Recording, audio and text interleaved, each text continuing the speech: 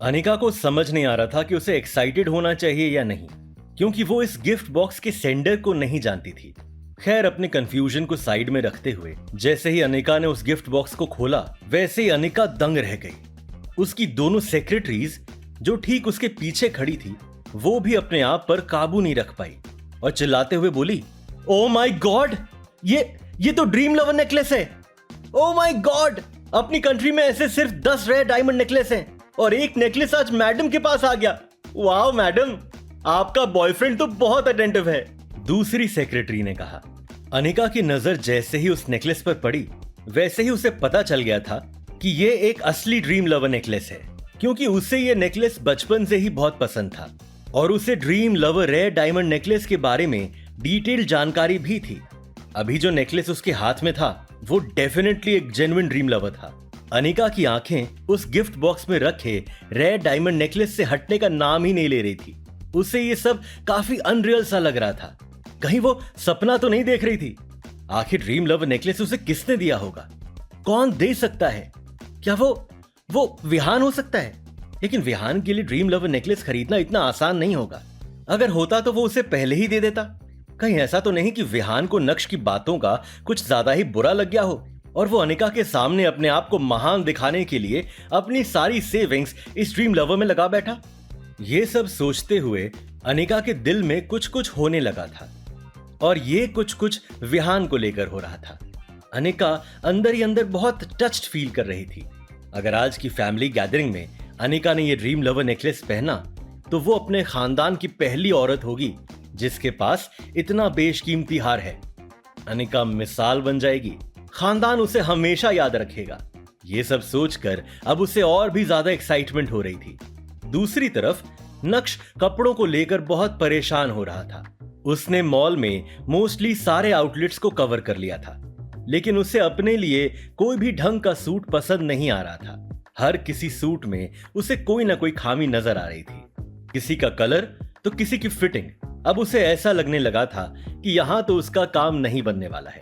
जब नक्श को कुछ भी समझ नहीं आया, तो उसने अपनी पर्सनल सेक्रेटरी को कॉल किया, जो उसके दादाजी ने उसके लिए अरेंज की थी। धीरे धीरे भानुशाली ग्रुप नक्श को सारी लग्जरीज देता हुआ दिखाई दे रहा था। नक्श की सेक्रेटरी बहुत ही एफिशिएंट थी। आधे घंटे से भी कम समय में उसने नक्श के मुताबिक एक ऐसे सूट का इंतजाम किया जिसका कलर भी अच्छा था और उसकी फिटिंग भी परफेक्ट थी। अब नक्श को वाकई में लगने लगा था कि वो किसी बड़ी कंपनी का सीईओ है। फाइनली सूट मिल गया था और अब नक्श अपने हवा हवाई की सवारी करते हुए सीधा घर की तरफ निकल पड़ा था। जैसे ही नक्श घर में घुसा, उसने देखा कि उसकी बीवी लिविंग रूम में आईने के सामने ड्रीम लवर नेकलेस पहने अपने आप को निहार रही थी। निहारती क्यों नहीं, उसकी खूबसूरती में 4 चांद जो लग गए थे। ऐसा लग रहा था कि नक्श के तोहफे से उसकी बीवी काफी सैटिस्फाइड है। इतनी सैटिस्फाइड है कि जैसे ही उसे यह नेकलेस मिला, उसने झट से पहन भी लिया। लेकिन सच में अनिका की पतली गर्दन पर ड्रीम लवर नेकलेस वाकई में काफी नोबल और एलिगेंट लग रहा था। मिरर के रिफ्लेक्शन से जब अनिका की नजर नक्श पर पड़ी, जो ठीक उसके पीछे खड़ा था, तो अचानक से अनिका के चेहरे के एक्सप्रेशंस बदल से गए। अनिका ने अपना ध्यान अपने कपड़ों की तरफ डाला, जो उसे आज की फैमिली गैदरिंग में पहनने थे। एक तरह से अनिका ने नक्श के एग्जिस्टेंस को पूरी तरह से नजरअंदाज कर दिया था। आपको क्या लगा, अनिका नक्श को देखकर खुशी से झूम उठेगी? कैसे? क्यों? अनिका को तो पता ही नहीं था कि उसे यह नेकलेस नक्श ने दिया है। उसके हिसाब से तो यह नेकलेस विहान ने दिया है। चित्रा, जो सोफे पर बैठकर टीवी देख रही थी, जब उसका ध्यान नक्श के हाथ में उस काले हैंडबैग पर गया, तो उसने चौंकते हुए नक्श से कहा, इसमें क्या है? तुम्हारे कपड़े? जल्दी जाओ और चेंज करो, हमें 5 मिनट के अंदर अंदर निकलना है। सारू छे, मैं अभी चेंज करके आता हूं, नक्श ने चित्रा से कहा और तुरंत ही अपने कमरे की तरफ निकल पड़ा। चित्रा ने उसे सिर्फ 5 मिनट का समय दिया था। उन 5 मिनटों में जितना जल्दी हो सकता था, नक्श ने अपने कपड़े बदले, मुंह हाथ धोए और कमरे से बाहर आ गया। जब चित्रा की नजर नक्श पर पड़ी, जिसने ग्रे कलर का रॉयल सूट पहना था, तो उसकी आंखों में एक अलग ही लेवल का सेटिस्फैक्शन देखा जा सकता था। चित्रा बोली, ये सूट बुरा नहीं है। आज पहली बार तुम जावेरी खानदान के दामाद लग रहे हो, वरना हमेशा तो तुम बुझे हुए चिराग ही लगते हो। जल्दी करो, मुझे फिर से आज लेट नहीं होना है। अनिका के चेहरे पर कोई खुशी नजर नहीं आ रही थी। भले ही नक्श आज कितना ही हैंडसम क्यों ना लग रहा हो, लेकिन अनिका उसे हमेशा की तरह दबा ही रही थी। हाई हील्स पहनकर अनिका सबसे पहले घर से बाहर निकली। नक्श ने कार ड्राइव की और जल्द ही वो तीनों जावेरी खानदान के मैंशन में पहुंच गए थे।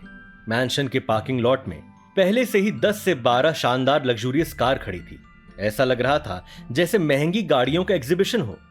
चित्रा ने डार्क ग्रीन कलर की लॉन्ग ड्रेस पहनी थी जिसपे कशीदों की शानदार डिजाइन थी। चित्रा बहुत ही एलिगेंट और खूबसूरत लग रही थी। उसके चेहरे की मुस्कान 100 गुना ज्यादा बढ़ गई जब वो और अनिका दोनों एक साथ मैंशन की तरफ बढ़ने लगे। अनिका के बारे में क्या ही कहना, बैकलेस ब्लैक ड्रेस में वो गजब ही खूबसूरत लग रही थी और ऊपर से ड्रीम लवर नेकलेस ने उसे अप्सरा बना दिया था। उन दोनों को देखकर कोई ये नहीं कह सकता था कि ये दोनों माँ और बेटी हैं, बल्कि दोनों एक दूसरे की बहन लग रही थी। जब चित्रा और अनिका मैंशन के हॉल में पहुंचे तो उन दोनों की खूबसूरती ने काफी अटेंशन बटोरी। बहुत सारे रिलेटिव्स और दोस्त जो चित्रा और अनिका के करीब थे वो उनकी तरफ आए और उन्हें ग्रीट करने लगे। एज यूजुअल नक्श को किसी ने पूछा ही नहीं।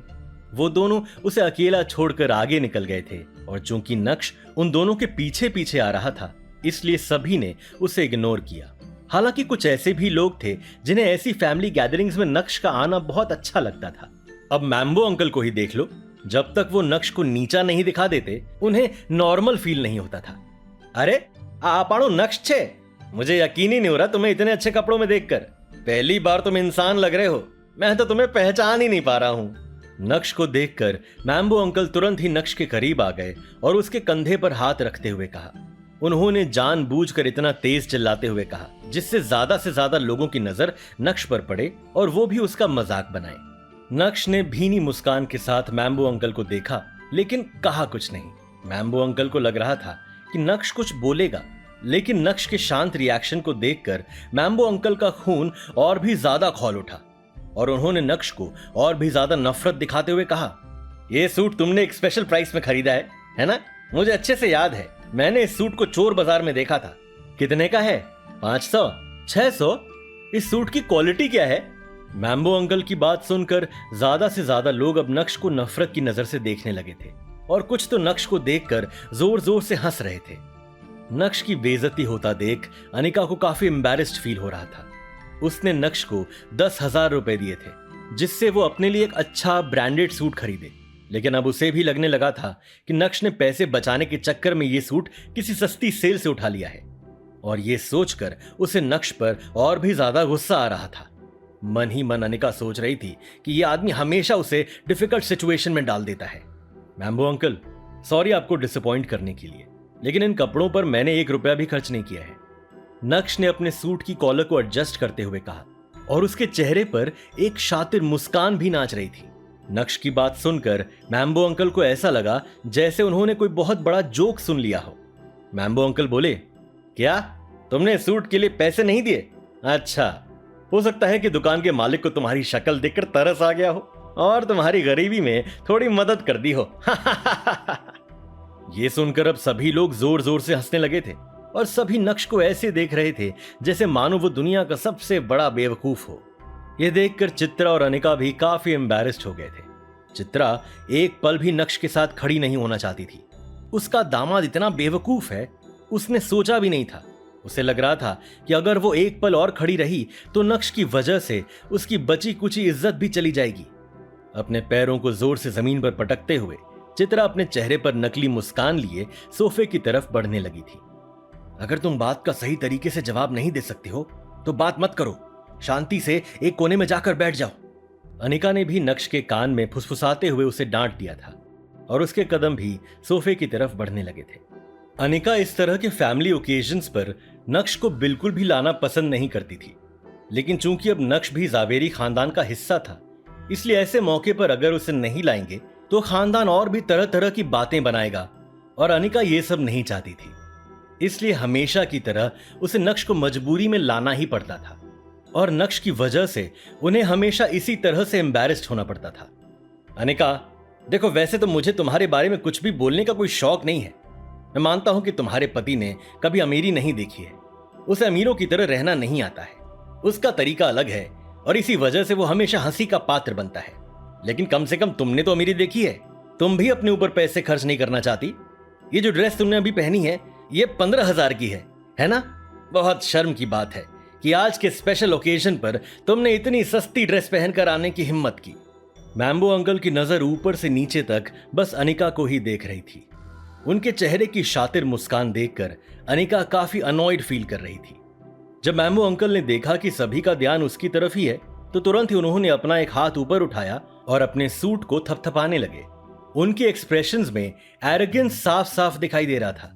आज चूंकि मुझे जावेरी खानदान के स्पेशल ओकेजन पर आना था, इसलिए मैंने मेरे लिए एक इटालियन डिजाइनर को पसंद किया, रिकार्डो टिस्की। नाम तो सुना ही होगा। मेरा ये सूट कस्टम मेड है और इस सूट के लिए मैंने पूरे 6 लाख रुपया दिया है। किस लिए? सिर्फ जावेरी खानदान के स्पेशल ओकेजन पर आने के लिए। Family and dignity comes first for me. अपने आप पर प्राउड फील करते हुए मैम्बो अंकल ने कहा, वाओ, 6 लाख रुपए का कस्टम मेड सूट, वो भी इटालियन डिजाइनर का। मैम्बो अंकल की बात सुनकर सभी लोग शॉक्ड थे। वैसे शॉक्ड होने जैसा कुछ नहीं था। मैम्बो अंकल इटली में ही रहते थे। वहां उनका टेक्सटाइल्स का बिजनेस था और बिजनेस काफी अच्छा चल रहा था। इटली की करेंसी में पैसा देना और इंडिया आकर इंडियन करेंसी बताकर वाहवाही लूटना, ये उनकी बहुत पहले की प्रैक्टिस थी। और जावेरी खानदान में भरे एक से एक नमूने उनकी इस प्रैक्टिस को समझ ही नहीं पाया था। जब मैम्बो अंकल ने देखा कि सभी लोग उन्हें जलन की नजरों से देख रहे हैं तो उनके दिल को एक अजीब सुकून मिला। एक बार फिर से मैम्बो अंकल ने अनिका को देखा और इस बार उनकी आंखों में अनिका के लिए और भी ज्यादा नफरत थी। अनिका का चेहरा लाल हो गया था, उससे गुस्सा भी आ रहा था और साथ ही साथ वो काफी एम्बैरेस्ड फील कर रही थी। मैम्बो अंकल ने जानबूझकर अनिका का मजाक बनाया, जिससे सभी लोगों का ध्यान उन पर और उनकी अमीरी पर ही टिका रहे। कोई भी अनिका या उसके परिवार को ना देखे या फिर तारीफ करे। नक्श उनके काम को वैसे ही आसान बना देता था और आज तो उन्होंने अनिका पर भी हमला कर दिया और सभी के सामने अनिका को बेवकूफ बता दिया।